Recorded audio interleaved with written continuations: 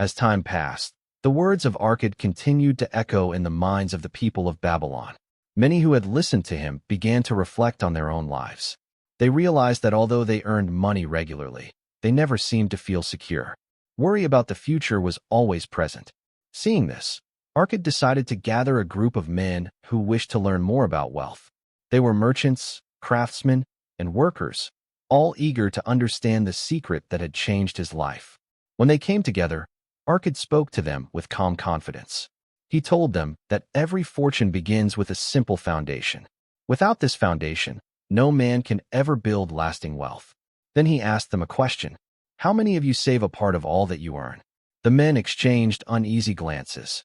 Some smiled, others looked away. One by one, they admitted the truth. Whatever they earned was soon spent.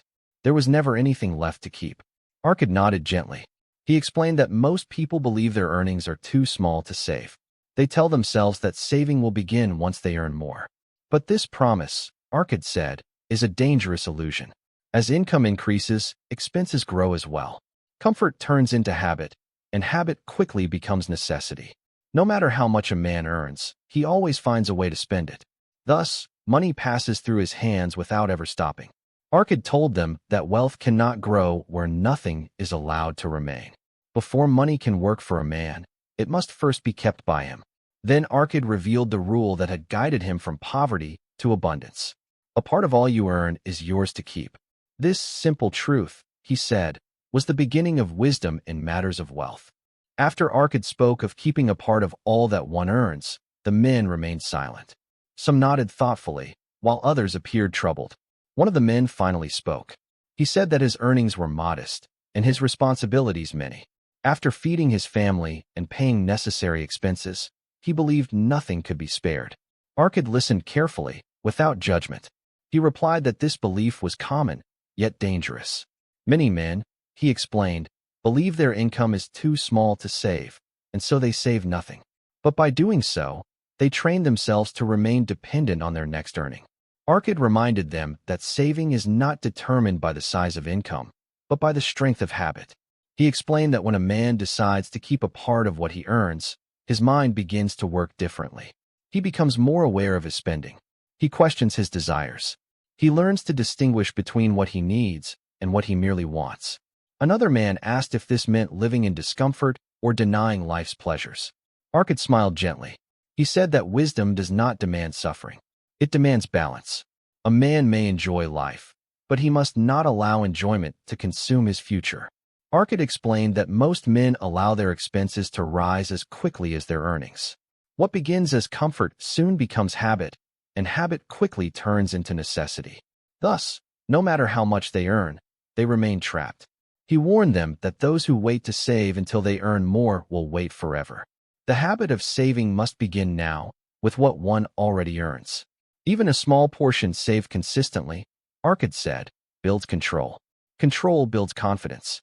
And confidence opens the path to growth. The men began to understand that the true challenge was not lack of income, but lack of discipline. They saw that by keeping a part of their earnings, they were not losing money, but gaining command over their lives. As the discussion continued, Arkad noticed that many men were still uneasy. He understood their struggle well, for he himself had once lived the same way. He told them that the greatest enemy of wealth is not low income, but uncontrolled desire. Arkad explained that human desires have no limit. When a man earns little, his desires are small. When he earns more, his desires grow even faster. Without awareness, a man becomes a servant to his wants. He asked the men to think carefully about their expenses, which expenses were truly necessary, and which existed only because of habit or pride. Food, shelter, and simple comfort were necessary. But excess luxury, constant indulgence, and the need to impress others were not. Arkad said that many men confuse desire with need, and this confusion quietly drains their earnings. They believe that denying a desire is suffering, when in truth, it is protection. He reminded them that saving a part of one's earnings does not mean living poorly. It means choosing wisely. It means deciding that future security is more important than momentary pleasure.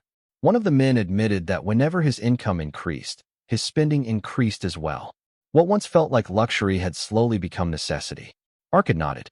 He explained that this pattern keeps men trapped forever. As long as expenses rise with income, wealth can never grow. Only when a man learns to limit his desires does money begin to remain with him. Arkad told them that by keeping a part of what they earned, they would naturally begin to control their desires. Spending would become intentional, not impulsive. This control, he said, was the true beginning of freedom. The men listened carefully, realizing that wealth was not something to chase blindly, but something to protect patiently. Seeing their understanding grow, Arkad chose to speak about balance. He told the men that wisdom does not demand misery. Wealth is not built by denying life, but by directing it. A man should enjoy his earnings, yet never allow enjoyment to steal his future. Arkad explained that many people fear saving because they believe it will reduce their comfort. In truth, uncontrolled spending reduces comfort far more, for it brings constant worry and dependence. He urged the men to examine each expense carefully. He said that every coin spent should serve a purpose, either present comfort or future security. Money spent without thought serves neither. One of the men asked how to know when enjoyment becomes excess. Arkad answered calmly. He said that enjoyment becomes excess when it brings regret, anxiety, or the need to earn more simply to maintain it. True enjoyment leaves a man peaceful, not pressured. He reminded them that discipline is not restriction. Discipline is choice. It is the ability to decide where one's money goes, rather than allowing habits and desires to decide. Arkad explained that when a man keeps a part of all he earns, he naturally becomes more mindful. He plans before spending. He compares wants against needs. He learns patience. This patience, Arkad said, strengthens character as much as it strengthens wealth.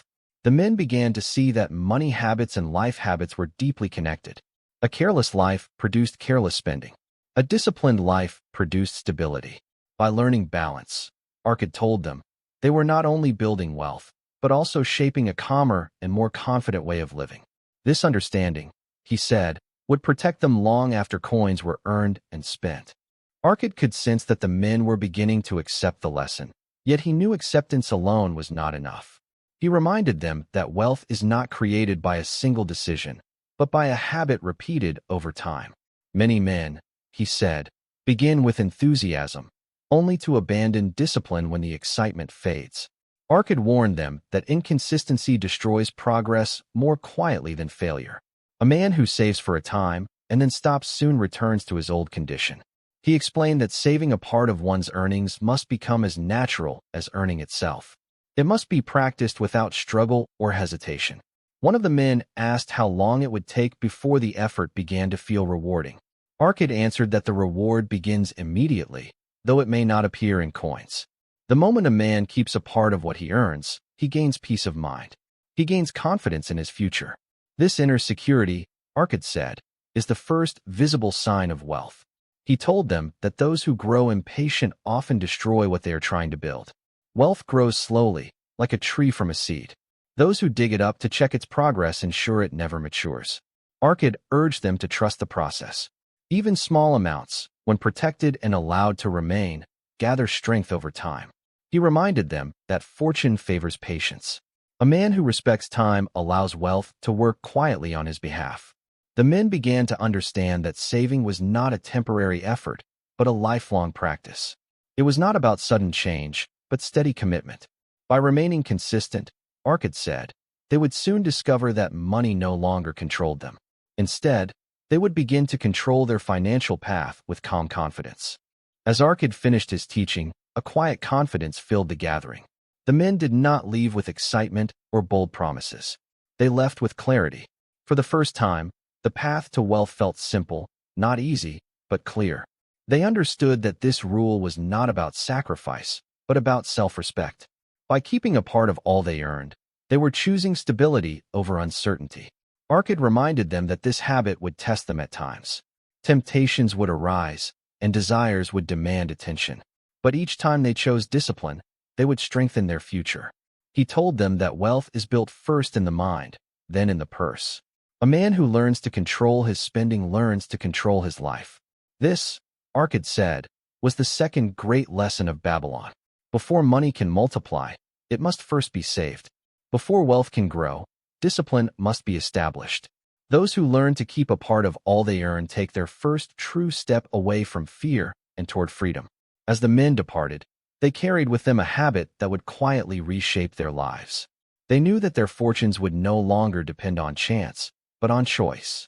In the next chapter, Arkad reveals how saved money can be put to work, showing how wealth grows when wisdom is applied through action. Think richer.